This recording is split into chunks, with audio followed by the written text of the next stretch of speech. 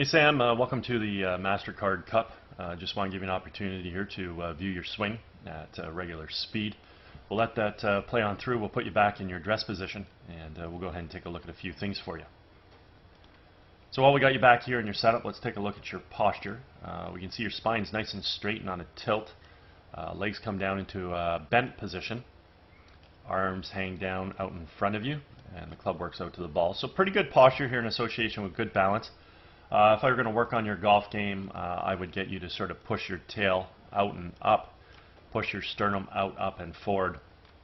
All that's going to do is just going to put your spine on a little bit better of a incline and get your legs, instead of being in a bent position whereby you're sitting, just to get into an unlocked position.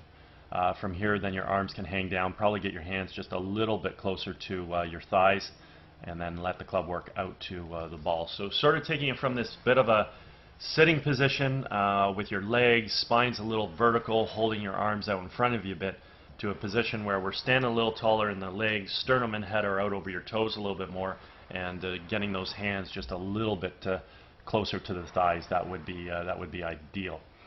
From here, your alignment looks pretty good, so we can just go ahead and do a little split screen comparison between you and Jordan Spieth here. I've got some color-coded lines on the screen just to use as a visual reference as it pertains to swing playing. So we can see here with Jordan Spieth that clearly his tail's out and up a little bit more, sternum and head are out over his toes more, increased spinal angle, and definitely not bending the knees, and the hands are perhaps a little closer to his thighs.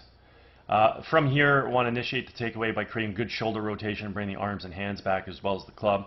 I want to see the club coming back on plane directly along the red line. Also in the early stages of the golf swing, we want to incorporate some good wrist hinge into play, where we're going to transition the club head currently from below and in front of our hands to getting that club above and behind our hands. Really important transitional move during the takeaway. From here, working the club from red up towards the blue-yellow V zone. When we finally set the club at the top of the backswing, we either want to have the left arm and the club situated on the yellow line, anywhere in between the blue-yellow V zone, or physically even up on blue, as we see with Jordan Spieth. Want full shoulder rotation. Want to do this about a stable right leg, all the while maintaining the posture actions that we achieved at address. Going ahead and taking a look at your takeaway here, we can see that you draw your hands back nicely, turning your shoulders. Club's coming back on a pretty decent swing plane through here. This is very, very nice. We want to start seeing some wrist hinge occur with the club head moving above and behind the hand. So let's see if we see that. Little stiff wristed through here.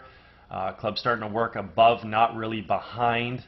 So there, that's not too bad. So I'm okay with this move. This is fine. Let's work this to the top and see where you set the golf club and your arms. So right about there, you start working things a little bit too vertically. Your right elbow starts to fly on you, club shaft starts to get a bit steep, and the arms and the golf club are definitely going to get out of position at the top of the backswing, as we can see right there. So right elbow flies, a lot of compression in the right forearm to the bicep, causing the left arm to break down, and clearly the club overswings and the arms are very compressed and not really set in the position we want. We have good turn, stable right side, maintaining the posture, so those are some good things that are obviously happening in your backswing. As we create our transition back in the ball, simply want to move our weight from our right foot to our left, fire our knees and our hips laterally to the target, unwind our core and fire the hands. And in doing so, we have to make sure we're bringing the golf club from that blue-yellow V zone back down onto red, which is exactly what we see here with Jordan Spieth. The golf club has returned back to plane. The other thing we want to take a look at here is the relationship between the lead form and the golf club. Refer to this as the backwards check mark. Simply means the club head right now is remaining above and behind our hands, coming into the hitting zone, and this is what's going to allow us to create a lot of power in our golf swing, let alone his ability to hit the ball straight, due to the fact that the club has returned back to plane, which is a main criteria in producing straight golf shots. So with your transition back into the ball from this compressed position, your hands now come a little bit over the top, down blue. You're going to be obviously throwing the club away at this point in time out in front of you. So what we can do is we can go ahead and mark your club head. We can clearly see that the club is not returning back to plane like it is with Jordan Spieth. And as we continue to track the club coming into the ball, the club continues to move further and further out in front of you. So At this point in time, if we go ahead and we take a look at the descending plane of the club, we can get a pretty good visual just how that club was approaching the golf ball, how steep and over the top. Aside from what we can see with Jordan Spieth, the club returning back to plane here, which would have been your frame right about here, and then his club tracks into the ball directly from that red line.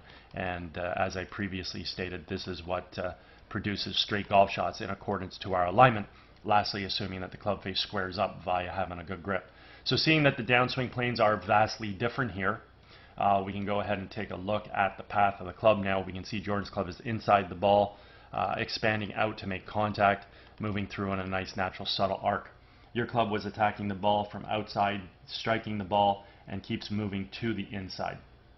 So you can see the path at which the club is traveling on. So very simply put, if we square the face up to the path, we'll pull the golf shot to the left. If we over-release the club to the path, not only will we pull it, but we'll hit some form of a pull draw or pull hook. If we leave the club face open to the path, shot can turn out now because the ball will get blocked a little out to the right of that. By leaving the club face a little bit open, we're imparting a little bit of left to right spin, and the ball can fade a little. If we happen to leave the club face too open to the path, then incredibly we block the ball even further right, even though we're swinging left. At that point in time, we need to realize the club face was massively open, and we're going to produce some form of a block slice. So the end result of the golf shot is dictated based on the timing of the club face. Because the golf club is attacking the ball from outside, striking the ball, moving to the inside, if we square the face up, it follows red. Over-release the club, follows the red, smaller red arrows. Leave it wide open, follows blue. Time it properly, will follow yellow, and we will find the intended target. Your footwork here through impact looks good. Your heel's off the ground. Let's carry on and see if you continue on with that footwork, carrying yourself through to a good finish. And you do. That looks really, really good right there. Overall, there's some nice athletic qualities with respect to your golf swing. Your hands work really, really well. They come back, they fire through. Your core works well. You coil, you uncoil. You've got great footwork allowing you to get through to a good finish. Your setup's pretty solid there with your posture. Subtle refinement, stand a little taller, try and feel like you're a little bit more on the balls of your feet with your chest and your head a little bit more out over your toes. Subtle change there. Backswing initially looks good, but then unfortunately it breaks down about halfway back to the top. So we do need to improve that. And then ultimately we need to improve the transition back into the ball and reduce this over the top move where the club comes in too steep, attacks the ball from out to in, and swings across the ball. At that point in time, like I said, the end result of the golf shot is dictated based on the timing of the club face. Now in this particular swing, we see that the golf ball is taking off. It's right at the tip of the arrow here. So the ball is heading in a nice direction. So as long as the club face hasn't over-released or under-released, that ball will find the intended target. But it does require a lot of timing on your part to be able to do this time after time after time. Okay? Anyways, hope you had a fabulous day, and I hope you enjoyed getting an opportunity to see your swing on video. Take care.